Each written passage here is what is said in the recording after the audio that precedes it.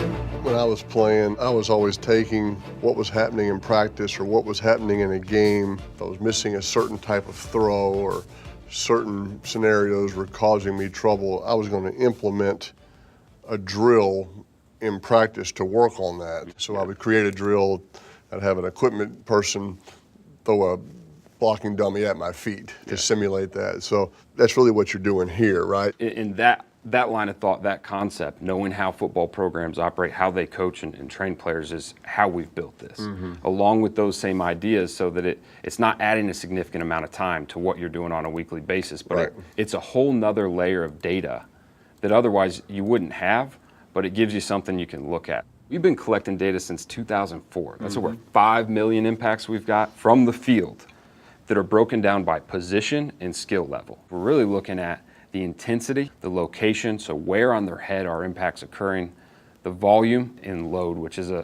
combined metric we put. Okay. So if a player would have more alertable impacts or significant impacts than a high school linebacker at the national level, it's going to tell you. Where otherwise you couldn't get. You have no baseline. Correct. And when you say training opportunities, it's the same as trends, right? This is what's happening to this player, this is what's happening to your offensive line. This is how we need to address that. Correct. So I'm going to show you an example. I was digging through, some data from a user from last year at the college level. So here we've got a player that's got a training opportunity. His training opportunity was he had more impacts on the top of his head versus players in his position at the national level. This guy is a quarterback.